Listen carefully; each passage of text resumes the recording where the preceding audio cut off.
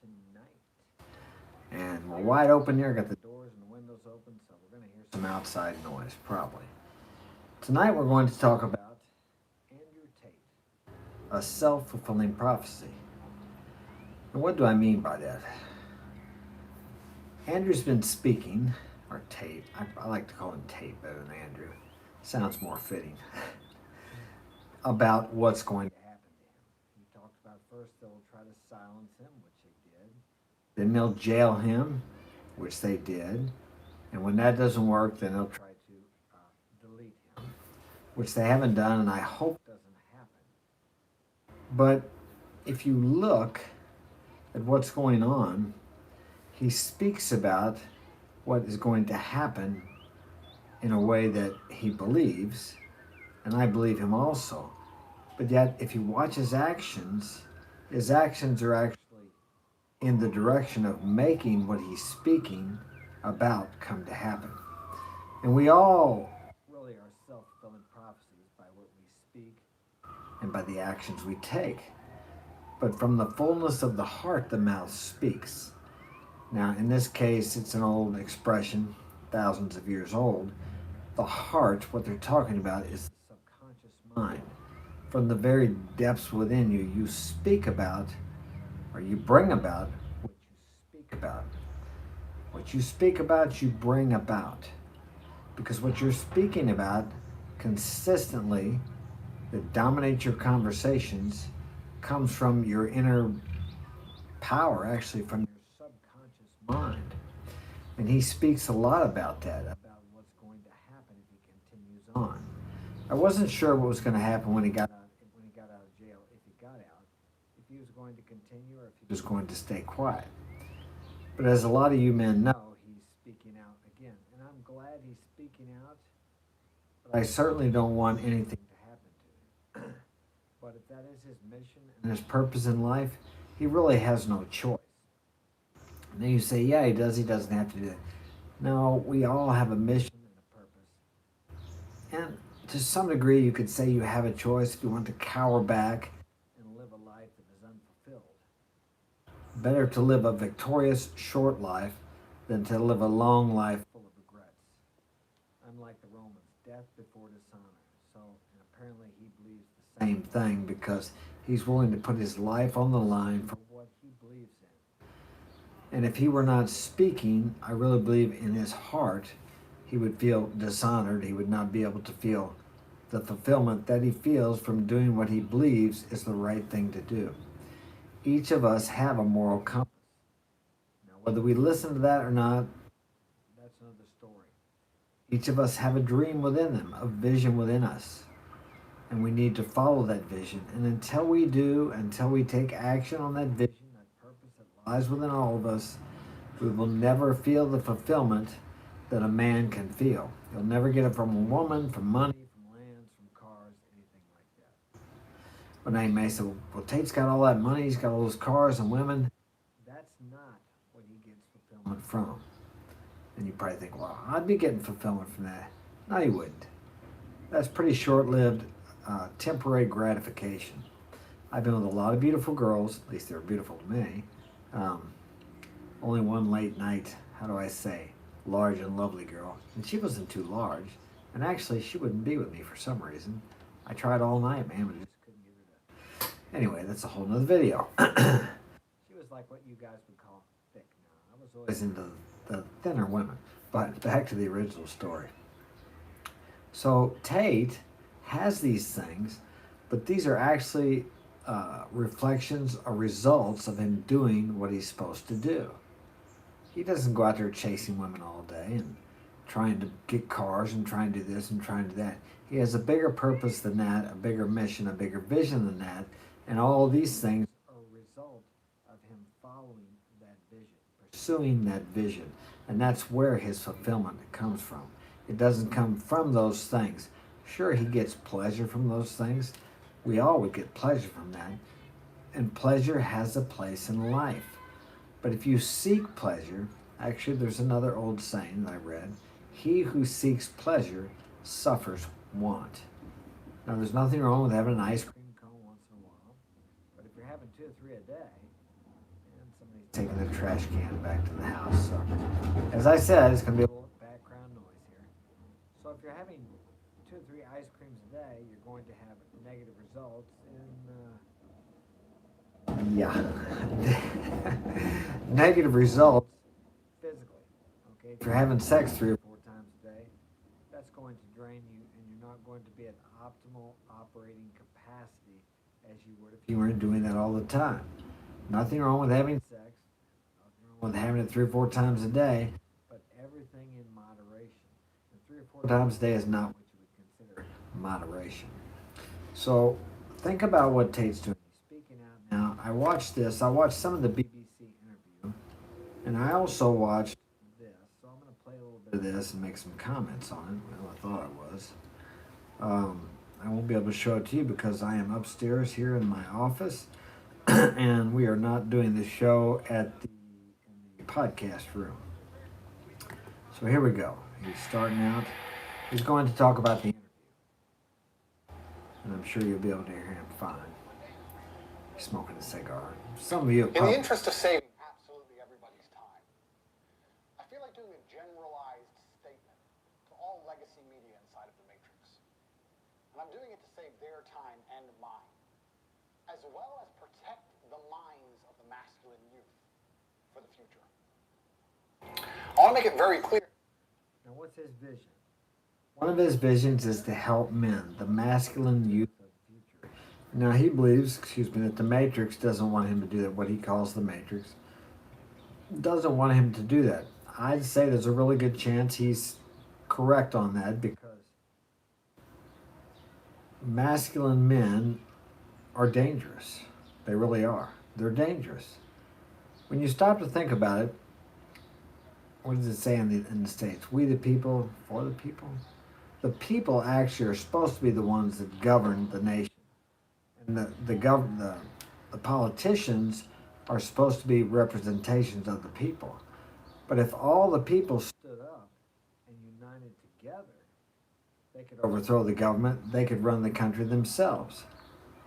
So if someone or some power or whoever he calls the Matrix, includes a lot of those different factions, the government, big business, big pharma, food industries, all these things, keep people divided through the media, through this and that, racism and all these different things, then the people are less likely to bond together and wake up and say, hey, we don't like what's going on here. We don't like the way the country's being run. We don't like the food we're being given to eat. We don't like this, and we want to change. They could actually take over and stop all this if they united together. Solidarity, I think, is a word they use for it.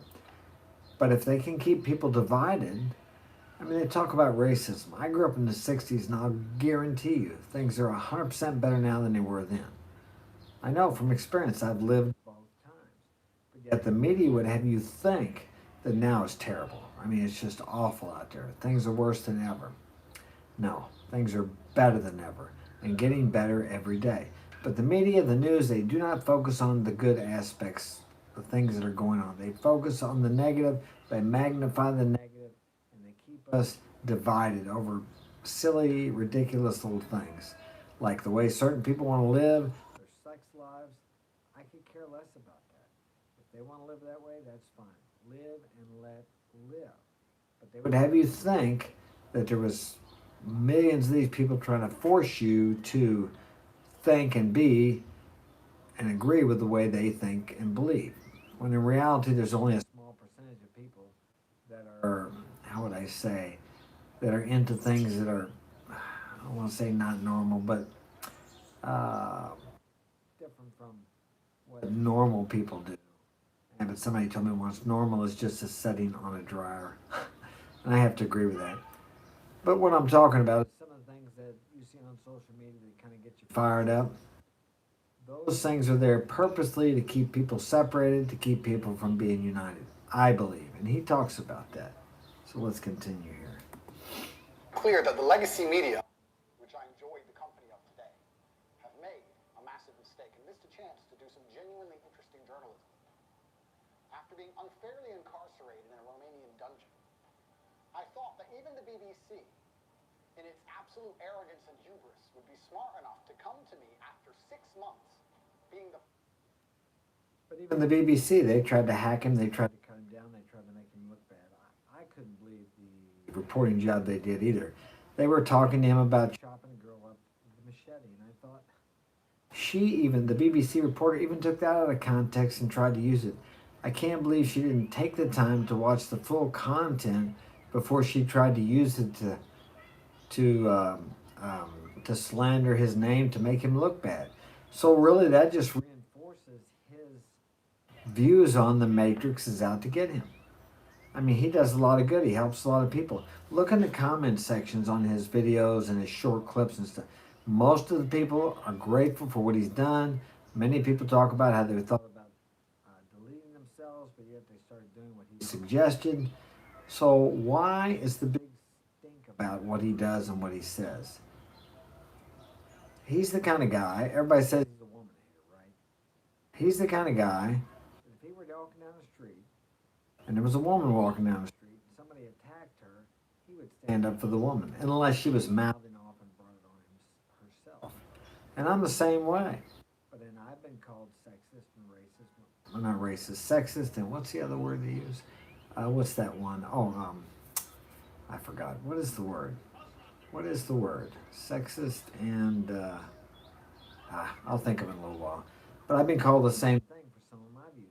And I've protected women all my life and helped women and supported women and provided for women and children. But yet I get called the same thing when I talk about traditional views, traditional values. And a lot of the women want traditional men, but they don't want to live traditional. They don't want to be a traditional woman. So there's kind of a double standard there. The first interview I gave to the Matrix, and be smart enough to ask questions people were genuinely interested in. What's it like inside of a Romanian prison cell? How were you treated? I'm sure it wasn't too nice in there. Why was a person's liberty deprived of them for 6 months without charge? How is your mental state post your unfair incarceration? Things people are genuinely interested in hearing. But instead, they came with the same old talking points. And I'd like to address all of these talking points to the Matrix media now to prevent this happening again, because it's a monumental waste of everybody's time. I say things on the internet. I've been making content on the internet for a very long time. Finding a clip from 2016, 8 years ago, finding a 4-hour-long podcast from 2016. And that's what I'm talking about. They take a clip from a long time ago, and people change and grow. And then they take a little bit out of it to make him look bad.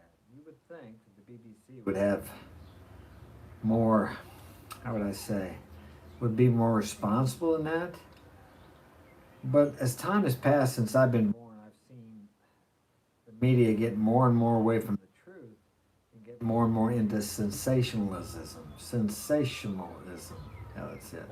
They want the drama. They want people to watch, and they care very little about the truth, and they care more about viewers. So they make it into like a dramatic movie. We'll continue here.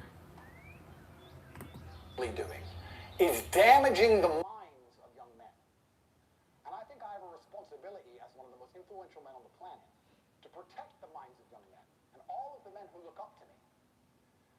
Nobody, no young man below the age of 30 has any interest in what the BBC or the legacy media say. They don't care and they don't watch it. Unless I appear on it. I agree. So when I sit across from a report... I would have never watched it unless he was on there. I don't watch the news. I have no reason to watch the news because I think it should be called negativity.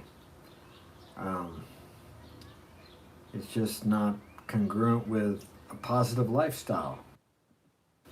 Reporter who says that having a nice car makes you a misogynist is disingenuous. And also, financial success. Correct. A Bugatti and a cigar, but it comes with a side order of misogyny.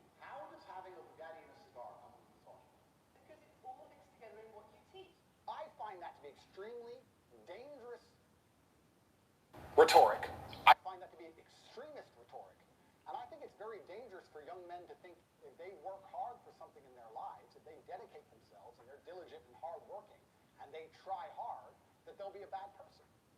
I hate the idea of a world where a man who dedicates himself to excellence so he can enjoy the finer things in life is criticized and ostracized and called horrible names purely because he's been a hard-working male.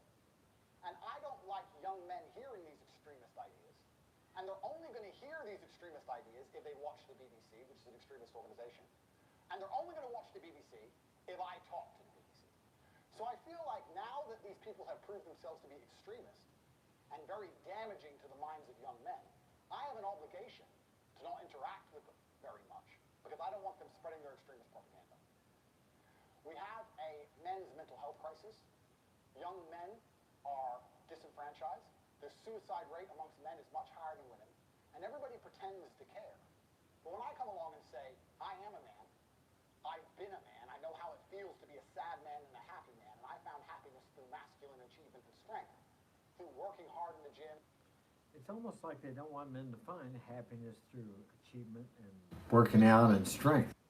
It's like they want them to find happiness or relief in a pill, alcohol, drugs, whatever it happens to be. I grew up in a time where men were men, and it was okay to be a man. You weren't called a misogynist. That's the other word that I've been called. You weren't called a misogynist because you wanted to be strong or you wanted to be dominant. It doesn't mean you domineer people. You're domineering with people or you walk all over people. But there was a time when men were respected for being men. I mean, we had men coming back from the Vietnam War, and they had been there protecting women and children. And they didn't get too good of a welcome. And we've had a lot of wars since then. But men could be men. But nowadays, it's almost like if you're a man, at least in the West, you're almost taught that there's something wrong with being masculine or expressing your masculinity. That you should tone it down. You should be less assertive. You should always, you should express more of your feminine nature. Gym, through dedicating myself, through building a life worth living, through taking care of the people who I love, both male and female, through becoming financially successful, through sticking up for myself, through having opinions, through being a man of honor and courage. When I do these things, I'm ostracized, and they're attempting to destroy my life. This goes beyond a few media interviews. They are attempting to put me in jail and destroy my life.